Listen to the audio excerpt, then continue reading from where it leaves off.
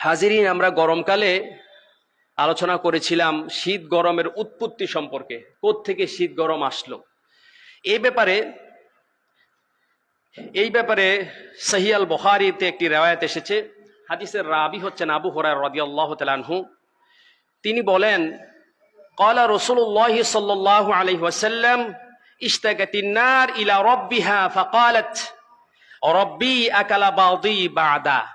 ইশতাকাতিন নার ইলা রাব্বিহা, জাহান্নাম তার রবের কাছে অভিযোগ করেছে, শিকায়াত করেছে। কি অভিযোগ করেছে?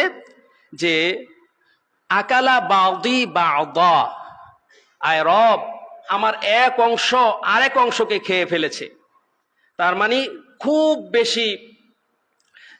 বেশি উত্তাপ। অতঃপর ফাআদিনা লাহা নাফসাইন, নাফসুন ফিস শিতা ওয়া নাফসুন ফিস সাইফ। অতঃপর আল্লাহ তাআলা তাকে দুটি নিঃশ্বাস ফেলার অনুমতি দিয়েছেন, একটি হলো শীতকালে, আরেকটি হলো গরমকালে। এজন্য শীতকালে আমরা প্রচন্ড ঠান্ডা অনুভব করি, আবার গরমকালে খুব বেশি গরম অনুভব করি। এই হাদিসের পরের অংশে রাসূলুল্লাহ সাল্লাল্লাহু আলাইহি সাল্লাম বলেন যে ফাআশাদ্দু মা তাজিদুনা ফিল হাররে ওয়া আশাদ্দু মা তাজিদুনা মিনাজ জামহারির, যে তোমরা এই যে প্রচন্ড ঠান্ডা আর প্রচন্ড গরম যে পাচ্ছ, এগুলো কিন্তু এই কারণেই। তাহলে জাহান্নামের গরম এবং ঠান্ডা দুটি নিঃশ্বাস। পৃথিবীবাসী যেন একটু চিন্তা করে যে জাহান্নামের নিঃশ্বাসের গরমটা যদি এত কষ্টকর হয়, ঠান্ডাটা যদি এত কষ্টকর হয়, তাহলে জাহান্নামের শাস্তিগুলো যে কত কষ্টকর হবে। তবে এই হাদিসের বিভিন্ন ব্যাখ্যা আছে। কেউ কেউ বলছে রূপক অর্থে বলছেন, বিভিন্ন ব্যাখ্যা আছে, আমরা ব্যাখ্যার দিকে যাচ্ছি না। আর হাদিসের সরাসরি ইবারত যেহেতু সহিহ বুখারীর বিশুদ্ধ হাদিস, আমরা এই সরাসরি ইবারতের উপরে কথা বলছি। যে তাইলে বুঝলাম যে শীতটা হলো জাহান্নামের একটা নিঃশ্বাস। এই শীত এবং গরমের আমরা উৎপত্তি নিয়ে আলোচনা উদ্দেশ্য ছিল না। উদ্দেশ্য হচ্ছে সেখান থেকে গরমে এবং শীতে আমাদের কিছু করণীয়, যেহেতু এখন শীতকালের বিষয়ে আলোচনা করা হবে ইনশাআল্লাহ। এই মর্মে সূরাতুল ফাতিরের 13 নং আয়াতে কারিমা আল্লাহ তাআলা বলেন, আউযু বিল্লাহি মিনাশ শাইতানির রাজীম, ইউলিজুল লাইলা ফিন নাহারি ওয়া ইউলিজুন নাহারা ফিল লাইল। ইউলিজুল লাইলা ফিন নাহার, আল্লাহ তাআলা রাতকে দিনের মধ্যে প্রবেশ করান। ওয়া ইউলিজুন নাহারা ফিল লাইল, দিনকে রাতের মধ্যে প্রবেশ করান। ওয়া সাখখারা শামসা ওয়াল কামার, চন্দ্র এবং সূর্যকে আল্লাহ তাআলা তার অনুগত বানিয়ে নিয়েছেন। মানে আল্লাহর নির্দেশক্রমে, আল্লাহর নির্দেশেই চন্দ্র এবং সূর্য চলবে। আর দিনের অংশ রাতের মধ্যে যায়, রাতের অংশ দিনের মধ্যে আসে। এখন দিনের অংশ যদি রাতের মধ্যে যায়, তাহলে দিনটা বড় হবে, রাতটা ছোট হবে। আবার রাতের অংশটা যদি দিনের মধ্যে চলে আসে, দিনটা ছোট হবে, রাতটা বড় হবে। এই আয়াতের ব্যাখ্যা করতে গিয়ে ইমাদউদ্দিন ইবনু কাসির রহমাতুল্লাহ আলাইহি তাফসীর ইবনে কাসিরের 5ম খণ্ড 449 পৃষ্ঠার মধ্যে বলেন, মানা ইলাজিহিল লাইলা ফিন নাহার ওয়ান নাহারা ফিল লাইল, যে এই যে দিনকে রাতের মধ্যে, রাতকে দিনের মধ্যে প্রবেশ করানো, এটার অর্থটা হলো ইদখালুহু মিন হাযা ফি হাযা ওয়া মিন হাযা ফি হাযা, মানে একটা অংশ আরেকটা অংশে চলে যাওয়া, আবার অপর অংশ পূর্বের অংশে চলে আসা। এরপরে বলতেছেন, ফাতারাতান ইউতাওয়ালুল লাইল ওয়া ইউকাসসারুন নাহার, একবার দেখা যায় রাতটা বেশি বড় হয়ে যায়, আবার দিনটা বড় হয়ে যায়। এই যে এক অংশ আরেক অংশ চলে যাওয়ার কারণে কোনো সময় রাত বড় হয়, কোনো সময় দিনটা বড় হয়ে যায়। কামা ফিশ শিতায়ে ওয়া তারাতান ইয়াতুলুন নাহারা ওয়া ইউকাসসারুল লাইল, কোন সময় দিনটা খুব লম্বা হয়ে যায়, রাতটা ছোট হয়ে যায়। কামা ফিস সাইফ, যেমন গ্রীষ্মকালে। সম্মানিত সুধী, এই আয়াতের ব্যাখ্যা ইমাম ইবনু কাসির রহমতুল্লাহ যেটা উল্লেখ করেছেন, যে যদি দিনটা রাতের মধ্যে প্রবেশ করে, তাহলে রাতটা ছোট হবে, দিনটা বড় হবে। আবার রাতটা যদি দিনের অংশে চলে আসে, তাহলে রাতটা বড় হবে, দিনটা ছোট হবে। শীতকালের বিষয়টা হলো, শীতকালে রাতটা অনেক লম্বা হয়, দিনটা অনেক ছোট হয়। আপনি দেখেন আজ এই কিছুদিন ধরে, মানে মাসখানেক বা এরকম হবে, ফজরের নামাজে কিন্তু লোক সংখ্যা অনেক বেশি। কতক্ষণ ঘুমাইবে কন্যা? এত লম্বা রাত্র কতক্ষণ ঘুমাইবে সে? এমনিতে ঘুম থেকে উঠে যায়।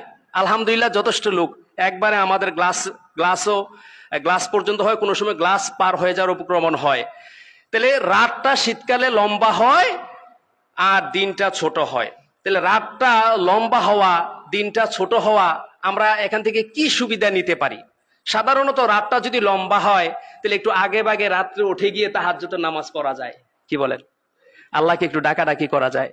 দিনটা ছোট হইলে রোজাও রাখা যায়। ছোট দিন রোজা রাখতে কষ্ট হয় না, কোন সময় যে দিনটা পার হয়ে যাবে টের পাওয়া যাবে না, রোজা রাখতে সুবিধা হয়। তো আমরা ইনশাল্লাহ আলোচনা শুনবো এই মর্মে। সম্মানিত সুধী, শীতকালটা যে একজন ইমানদারের জন্য আল্লাহর পক্ষ থেকে বিরাট একটা নিয়ামত, হাদিসগুলো লক্ষ্য করলেই এই ব্যাপারে উপলব্ধি করা যায়। যেমন ইবনে মাসউদ রাদিয়াল্লাহু আনহু, ওনার অভ্যাস ছিল শীতকাল যখন আসতেন তিনি এভাবে বলতেন, মারহাবাম বিশশিতা, শীতকালকে স্বাগতম। সুবহানাল্লাহ বলেন না? তিনি বলতেন মারহাবাম বিশশিতা, এই শীতের সময়টাকে স্বাগতম। তানজিলু ফীহিল বারাকা, এই শীতের সময়ে আল্লাহর পক্ষ থেকে বরকত নাজিল হয়। ওয়ায়াতুলু ফীহিল লাইল লিল কিয়ামে, আর এই শীতের সময় রাতটা লম্বা হয়, ফলে কিয়াম করা যায়, তাহাজ্জুদের নামাজ আদায় করা যায়। ওয়ায়াকসুরু ফীহিন নাহার লিসসিয়াম, আর দিনটা ছোট হয়, ফলে রোজা রাখা যায়। বলছে এই শীতকালটাকে স্বাগতম, রাত বড়, তাহাজ্জুদ পড়া যায়, দিনটা ছোট, রোজা রাখা যায়। শুধু তাই না, হাসান বসরি রহমাতুল্লাহ আলাইহি বলেন, লাতাইফুল মারিফের মধ্যে আছে, বালাগানা আন্নাল মালাইকাতা তাফরাহু লিল মুমিনি বিশশিতা, আল্লাহর সকল ফেরেশতারা মুমিনের জন্য শীতকালটাকে বেশি পছন্দ করে, শীতকালে তারা বেশি খুশি হয়, কারণ মুমিনরা শীতকালে বেশি নেক আমল করতে পারে। শীতকালে তারা বেশি আমল করতে পারে, ফেরেশতারাও খুশি হয় যে শীত আসলে তারা বেশি আমল করবে, বেশি ফেরেশতারা সওয়াব লিখতে পারবে। সুবহানাল্লাহ পড়েন না? এরপরে বলতেছে, ইন্না লাইলাহু তাওয়িলুন ওয়া ইয়াকুমুহু, রাতটা লম্বা হয়, তারা রাতের বেলায় দাঁড়াতে পারে, নামাজ পড়তে পারে। ওয়া আন্না নাহারাহা কাসীরুন ইয়াসুমুহু, দিনটা ছোট হয়, ফলে দিনের বেলায় রোজা রাখতে পারে। শুধু তাই না, হযরত ওমর বিন খাত্তাব রাদিয়াল্লাহু তাআলা আনহু তিনি বলেন, শীতাউ গানিমাতুল আবিদিন, শীতকালটা হচ্ছে আল্লাহর নেককার বান্দাদের জন্য আল্লাহর পক্ষ থেকে একটা গনিমত, আল্লাহর পক্ষ থেকে একটা পুরস্কার স্বরূপ। এই শীতকালে ইমান যারা নেককার বান্দা আছে, তারা এই শীতের সময়টাকে বেশি বেশি করে নেক আমল করতে পারে। ওমর বিন খাত্তাব বলছেন যে শীতকালটা ইমান যারা নেককার বান্দা, আবেদ যারা, তাদের জন্য শীতটা একবারে উপযুক্ত একটা সময়, তারা বেশি বেশি করে নেক আমল করতে পারে। এই শীতের সময় বেশি তারা সওয়াব উপার্জন করতে পারে। আমার ভাইরা বন্ধুরা আমার, শুধু তাই না, রাসূলুল্লাহ সাল্লাল্লাহু আলাইহি ওয়াসাল্লাম নিজেই বলেছেন, হাদিসের রাবি আবি সাঈদুল খুদরি রাদিয়াল্লাহু তাআলা আনহু তিনি বলেন, ক্বালা রাসূলুল্লাহ সাল্লাল্লাহু আলাইহি ওয়াসাল্লাম, আশ-শিতাউ রাবিউল মুমিন, শীত হচ্ছে মুমিনের জন্য বসন্তকাল। কসুরা নাহারুহু ফাসামা, তার জন্য দিনটা ছোট হয়, সে রোজা রাখতে পারে। ওয়া তালা লাইলুহু ফাকামা, আর রাতটা বড় হয়, ফলে সে তাহাজ্জুদের নামাজ আদায় করতে পারে। রাসূল নিজেই বলেছেন, যে হাদিসটা বাইহাকি শরীফের 8456 নম্বর হাদিস। শুধু তাই না, ইমাম ইবনু রজব হাম্বলি রহমাতুল্লাহ আলাইহি বলেন, প্রখ্যাত ইমাম, ইন্নামা কানা শিতাউ রবিউল মুমিন, এই যে হাদিসটা রাসূল বলেছেন, এই হাদিসটার ব্যাখ্যা স্বরূপে তিনি কথাটা বলেছেন যে ইন্নামা কানা শিতাউ রবিউল মুমিন, যে শীতকালটা হচ্ছে মুমিনের জন্য বসন্তকাল। লিআন্নাহু ইয়ারতাউ ফীহি বাসাতিনিত তাআত, কেননা সে আনুগত্যের বাগানে সে বিচরণ করতে পারে, মানে আল্লাহর আনুগত্যে সে থাকতে পারে। আর ওয়াসরাহু ফি মায়াদিনিল ইবাদাত, সে ইবাদতের ময়দানে সে বিচরণ করতে পারে, আল্লাহর আনুগত্য সে করতে পারে, এবং সে বেশি বেশি করে ইবাদত বন্দেগী করতে পারে। যে ইউনাজ্জাহু কলবাহ ফি রিয়াজিল আমালিল মুয়াসসারা, সহজ সহজ আমল করে তার দিলটাকে, তার কলবটাকে সে পরিচ্ছন্ন করতে পারে। যে কলব পরিচ্ছন্ন থাকলে হাসরের ময়দানে বিনা হিসাবে বিনা আযাবে আল্লাহ তাআলা জান্নাত দান করে দেবেন। এই কলব পরিষ্কার পরিচ্ছন্ন করার উত্তম একটি সিজন হলো শীতের সিজন, শীতের সময়। এরপরে বলতেছে এটা কেমন ভাবে একজন ইমানদার সে তার ইমানটাকে তরুতাজা করে, তার কলবটাকে সে পরিচ্ছন্ন করে। উদাহরণস্বরূপ বলা হয়েছে যেমন এই সময়ে গাছগাছালি মানে ঘাসটাস বা ঘাসপাত ইত্যাদি হয়, বকরিগুলো যেরকম ভাবে একবারে খুব বেশি তরুতাজা হয়ে যায়, একজন ইমানদারও একজন নেককার বান্দাও ইবাদত বন্দেগীর মাধ্যমেও সেও খুব সুসজ্জিত হয়ে যায়। আল্লাহ যেন হওয়ার তৌফিক দান করেন, বলি আমিন।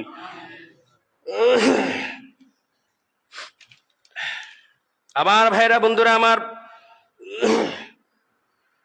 এজন্য পূর্বকালে অতীতে শীতকালে যদি ইবাদত বন্দেগী কেউ করতে না পারতো, ওই ইবাদত বন্দেগী না করার কারণে আল্লাহ রাব্বুল আলামিনের কাছে তারা চোখের পানি ফেলতো, কান্নাকাটি করতো। যেমন একটি রিওয়ায়াতে এসেছে, বিখ্যাত তাবি আমির ইবনে আব্দ কাইস রাহমাতুল্লাহ আলাইহি, ওনার মৃত্যুর সময় যখন গনিয়ে আসলো, ওই সময়ের ঘটনা, বালাগানা আন্না আমিরান লাম্মা হুদিরা জাআলা ইয়াবকি ফাকালু মা ইউবকিকা ইয়া আমির। ওনার মৃত্যু যখন ঘনায় আসলো, তিনি চোখের পানি ফেলতেছেন। লোকেরা বলল, ওহে আমের, কিসে তোমাকে কাঁদাচ্ছে, কেন তুমি কান্নাকাটি করতেছ? ওর লোকেরা মনে করেছে মরণ হয়ে যাবে, মৃত্যু হয়ে যাবে, এই জন্য হয়তো চোখের পানি ফেলতেছে। তিনি জবাব দিলেন, ক্বালা মা আবকি জাযাআন মিনাল মাউত। শোনো, আমি কিন্তু মরণের জন্য চোখের পানি ফেলতেছি না। ওয়ালা হিরসান আলা দুনিয়া, দুনিয়ার লোভের কারণে আমি চোখের পানি ফেলতেছি না, বরং ওয়ালাকিন আবকি আলা জমাইল হাওয়াজিরি ওয়া কিয়ামিশ শীতা। আমি চোখের পানি ফেলতেছি, শীতকালটা চলে যাচ্ছে, আমি তো অসুস্থতার কারণে, মুমূর্ষ অবস্থার কারণে রাতে দাঁড়াইয়া নামাজ পড়তে পারি না, দিনের বেলা আমি রোজা রাখতে পারি না। সুবহানাল্লাহ বলেন না? যে আমি চোখের পানি ফেলতেছি, আহারে আমি যে অসুস্থ মুমূর্ষ অবস্থায় আছি, আমি যে রাতের বেলায় তাহাজ্জুদে নামাজ পড়তে পারতেছি না অসুস্থতার কারণে, দিনের বেলায় আমি যে রোজাটা রাখতে পারতেছি না, এ কারণে আমি চোখের পানি ফেলতেছি। কিন্তু দুনিয়ার লোভে আমি চোখের পানি ফেলতেছি না, আমি মরে যাব এ কারণেও চোখের পানি ফেলতেছি না। তাহলে অতীতের যারা বুজুর্গ ছিল, ওনাদের আদত ছিল, ওনারা নেক আমল করতে না পারলে চোখের পানি ফেলতেন। আর আমরা এখন যারা দুনিয়াদার আছি, আমরা দুনিয়া না পাইলে চোখের পানি ফেলি, দুনিয়ার কারণে বেশি চোখের পানি আমাদের পড়ে, কিন্তু পরকালের জন্য চোখের পানি আমাদের কম লোকের পড়ে। আল্লাহ আমাদের সঠিকটা বুঝে আমল করার তৌফিক দান করুক, বলি আমিন। আমার ভাইরা বন্ধুরা আমার, আরেকটি রিওয়ায়াতের মধ্যে এসেছে, আল্লাইলু তাবিলুন ফালা তুকাসসিরু বিমানামিকা। আরেকটি রিওয়ায়াতের মধ্যে এসেছে, রাতটা যেহেতু অনেক দীর্ঘ হয়, এ কারণে অবহেলায় তোমরা রাতটা কাটিয়ে দিও না। হাদিসে এসেছে, অবহেলায় রাতটা তোমরা কাটিও না, এই রাতটাকে ইবাদত বন্দেগীর মাধ্যমে তোমরা অতিবাহিত করে দাও। হাজিরিন, এই সংক্ষিপ্ত পরিসরে যতটুকু আমরা কথা শুনলাম, এই কথাগুলো বলার মূল উদ্দেশ্য হলো আমরা যেন শীতের সময়টাকে কাজে লাগাই। তো এখন কাজে লাগাইতে গেলে আমরা যে কাজগুলো করতে পারি, এক নম্বরে আমরা রোজা রাখতে পারি। কি রাখতে পারি? যেরকম না, কি রাখতে পারি? কারণ রোজা একমাত্র ইবাদত, যে ইবাদতের সওয়াব ফেরেশতারা লেখে না, ফেরেশতারা দেন, আল্লাহ নিজের কাছে রাইখা দেয়। সুবহানাল্লাহ বলেন না? রাসূল বলছে, আল্লাহ তাআলা বলেন, আস-সাওমু লি ওয়া আনা আজজি বিহি। রোজা আমার জন্য রাখে, রোজার প্রতি আমি আল্লাহ নিজেই দেব। যা প্রয়োজন, রোজাদার ব্যক্তিকে জান্নাতে নেওয়ার জন্য যা প্রয়োজন, ইচ্ছা করলে সেই পরিমাণ নেকিও আল্লাহ তাআলা দিতে পারেন। কথা কোন ঠিক কিনা? আমার ভাইরা বন্ধুরা আমার, হযরত আমির ইবনে মাসউদ আল জুমাহি থেকে রিওয়ায়াত এসেছে, আল্লাহর নবী বলেন, আস-সাওমু ফি শিতা গনিমাতুল বারিদা। আল্লাহর রাসূল বলেছেন যে শীতকালটা হচ্ছে সহজে সওয়াব অর্জন করার জন্য আল্লাহর পক্ষ থেকে একটি গনিমত স্বরূপ। এই মাসে সহজে সওয়াব অর্জন করা যায়, মানে রোজার মাধ্যমে সহজে সওয়াব অর্জন করা যায়। আনাস ইবনে মালিক এবং আবু হুরায়রা থেকে রিওয়ায়াত এসেছে, রাসূল বলেছেন, আলা আদুল্লুকুম আলা গানিমাতিন বারিদা। আবু হুরায়রা বলছেন যে, শোনো, আমি কি তোমাদেরকে শীতল গনিমত সম্পর্কে খবর দেব না? ক্বালু বালা। অন্যান্য সঙ্গী যারা ছিল তারা বলছে, হ্যাঁ অবশ্যই আপনি এই খবর দেবেন। সেই খবরটা কি? ওহে আবু হুরায়রা, তখন তিনি বলছেন যা সৌমু ফিস শীতা, সেটা হলো শীতকালের মধ্যে রোজা রাখা। সুবহানাল্লাহ পড়েন না? বাইহাকি শরীফের মধ্যে হাদিসটি এসেছে। এরপরে আরেক হাদিসের মধ্যে এসেছে কিয়ামু লাইলাতিশ শিতা ইয়াদিলু সিয়ামা নাহারিহা, আর শীতের বেলায়, রাতের বেলায়, শীতকালে রাতের বেলায় তাহাজ্জুদের নামাজ আদায় করলে দিনের বেলায় রোজা রাখার সওয়াব আল্লাহ তাআলা আমলনামায় লিখে দেন। এজন্য আমরা চেষ্টা করব রোজা রাখার জন্য, পাশাপাশি আমরা চেষ্টা করব কোরআনে কারীম তেলাওয়াত করার জন্য।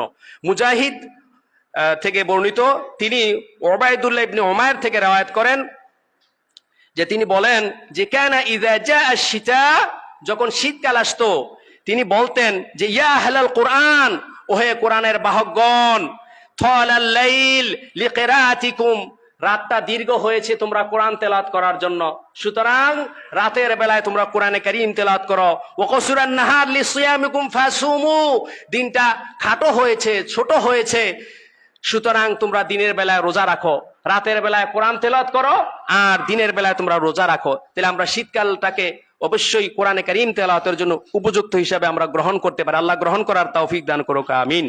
আর একটা গুরুত্বপূর্ণ আমল হলো তাহাজ্জুদের নামাজ। কোরআনে কারীমে আল্লাহ তাআলা বিভিন্নভাবে তাহাজ্জুদের নামাজ পড়ার জন্য উৎসাহিত করেছেন। কোন আয়াতে বলেছেন কানু কলিলাম মিনাল লাইলি মা ইয়াহজাউন, কিছু মানুষ এমন আছে রাতের বেলায় খুব কম ঘুমায়, ওবিলা সারিহুম ইস্তাগফিরুন, শেষ রাত্রে উঠে গিয়ে আল্লাহর কাছে তারা ক্ষমা প্রার্থনা করে। কোন আয়াতে আল্লাহ এভাবে বলেছেন তাতাজাফা জুনুবুহুম আনিল মাদাজি ইয়াদউনা রাব্বাহুম খাওফা ওয়া তামআ, তাতাজাফা জুনুবুহুম আনিল মাদাজি, রাত যখন গভীর হয় কিছু ঈমানদার বান্দা বান্দীদের পিঠ বিছানা থেকে আলাদা হয়ে যায়, মহান রবকে ভয় এবং বিনয়ের সাথে তারা আহ্বান করতে থাকে। সুবহানাল্লাহ পড়েন। সহিহ বুখারীর riwayate এসেছে ইয়ানজিল, রাসূল বলেছেন ইয়ানজিলু রাব্বুনা তাবারাকা ওয়া তাআলা ফি আখিরিল লাইল ফি সুলুসাল লাইলিল আখির, রাতের 1/3 যখন চলে যায় আল্লাহ সুবহানাহু ওয়া তাআলার কুদরত অথবা আল্লাহর পক্ষ থেকে একজন ফেরেশতা দুনিয়ার আসমানের মধ্যে চলে আসে। দুনিয়ার আসমানে আসার পরে মানুষদেরকে এভাবে ডাকতে থাকে যে মাইয়াদউনি ফাস্তাজিব লাহ, কে আসো আমাকে ডাকবে, তার ডাকে আমি সাড়া দেব। সুবহানাল্লাহ পড়েন না? এরপরে বলছে যে ওমাইয়াস আলনি ফাউতিয়া, কে আসো আমার কাছে চাইবে আমি তাকে দিয়ে দেব। এভাবে করে করে কে আছো আমার কাছে ক্ষমা চাইবে আমি তাকে ক্ষমা করে দেব। এভাবে আল্লাহ রাব্বুল আলামিন ডাকতে থাকেন। অন্য হাদিসে রাসূল বলেছেন আলাইকুম বিকিয়ামিল লাইল, তোমাদের উপরে আবশ্যক হচ্ছে রাতের বেলায় তাহাজ্জুদের নামাজ আদায় করা। ফাইন্নাহু দাবুস সালিহিনা ক্বাবলাকুম, কেননা তাহাজ্জুদের নামাজ পড়া তোমাদের পূর্বে যারা নেককার ছিল তাদের রীতি ছিল, তাদের অভ্যাস ছিল, তারা কখনো তাহাজ্জুদের নামাজ ছাড়তো না। সুতরাং তোমরা নিয়মিত, রাসূল বলেছেন তোমরা নিয়মিত তাহাজ্জুদের নামাজ আদায় করো। এটা যদি করো ওয়াইন্না কিয়ামাল লাইলা কুরবাতুন ইলাল্লাহ, এটা যদি করো এই তাহাজ্জুদের নামাজে তোমাকে আল্লাহর অনেক নিকটে নিয়ে যাবে, আল্লাহর নৈকট্য লাভে সহযোগিতা করবে। আর কি করবে? রাসূল বলছে ওয়া মানহাতুন আলিল ইস, আর এই তাহাজ্জুদের নামাজ যারা পড়ে আল্লাহ তাদেরকে গুনাহ থেকেও বাঁচায়া দেবে। এই নামাজের কারণে আল্লাহ তাআলা তাকে গুনাহ থেকে বাঁচায়া দেবে। ওয়া তাকফিরুল লিসাইয়্যাত, এই নামাজের কারণে আল্লাহ তাআলা তার গুনাহ খাতাগুলোকে মাফ করে দেবে। ওয়া মাতরাদাতুন লিদ-দাওয়া আনিল জিসম, আর এই তাহাজ্জুদের নামাজের কারণেই আল্লাহ রাব্বুল আলামিন তাকে রোগ থেকে মুক্তি দান করবেন। এজন্য এর আগে একবার বলেছিলাম, যতটুকু খেয়াল পড়ে, যারা অসুস্থ আছেন তারা তাহাজ্জুদের নামাজকে সঙ্গী বানায় নেন, দেখবেন আল্লাহ রাব্বুল আলামিন আপনার অসুস্থতা এই নামাজের উসিলায় আল্লাহ তাআলা ভালো করে দেবেন। সম্মানিত হাজিরিন, আরেকটা বিশেষ কথা হলো এই শীতের সময় যারা অসহায় গরিব আছেন, শীতের কাপড় কিনতে পারে না, তাদের প্রতি একটু লক্ষ্য রাখবেন। কারণ রাসূল বলেছেন আপনার আমি যদি কোনো মুসলমানকে কাপড় দেই, কোন হাদিসে এভাবে এসে রাসূল বলেছেন আইয়ুমা মুসলিমিন কাসা মুসলিমান সাওবাহ আলা উরুইন, একজন অসহায় মানুষ যার শীতের কাপড় নাই, শীত বস্ত্র নাই, পরিধেয় কাপড় নাই, ওই ব্যক্তিকে যদি আপনি কাপড় পরান কাসাহুল্লাহু মিন খুদ্দিল জান্নাহ, জান্নাতে আল্লাহ তাআলা আপনাকে সবুজ পোশাক পরিধান করাবেন। আর আরেক রায়াতে এসেছে, এই হাদিসটা পড়ে আমার কাছে খুব বেশি ভালো লেগেছে। রাসূল বলেছেন মা মিন মুসলিমিন কাসা মুসলিমান সাওবা ইল্লা কানা ফি হিফজিম মিনাল্লাহ, রাসূল বলেছেন কোন ব্যক্তি যদি কোনো মুসলমান ব্যক্তিকে কাপড় দান করে, বস্ত্র দান করে, এই বস্ত্র দান করার কারণে ওই ব্যক্তি ততদিন পর্যন্ত আল্লাহর নিরাপত্তার চাদরের নিচে থাকে, আল্লাহর নিরাপত্তায় থাকে, যতদিন না ওই কাপড়ের একটা টুকরাও তার সাথে থাকে। একটা কাপড়ের টুকরা নেকড়া হিসাবেও যদি আপনার দেওয়া কাপড়টা তার কাছে থাকে, ততদিন আপনাকে আমাকে আল্লাহ তাআলা তার নিরাপত্তার মধ্যে রাখবেন। এজন্য আসুন আমাদের অসহায়, আরো তো বিভিন্ন হাদিস আছে, আমরা পূর্বে বলছি দরিদ্রকে যারা জমিনবাসীর উপর দয়া করলে আল্লাহ আমাদের উপর দয়া করবেন, মানুষের কষ্ট আমরা দূর করে দিলে পরকালে আল্লাহ আমাদের কষ্ট দূর করবেন, এইরকম অনেক হাদিস আছে। আমি আর সামনের দিকে যাচ্ছি না। আল্লাহ তাআলা এই কথাগুলোর উপরে আমাদের সকলকে আমল করার তৌফিক দান করুক, বলি আমিন।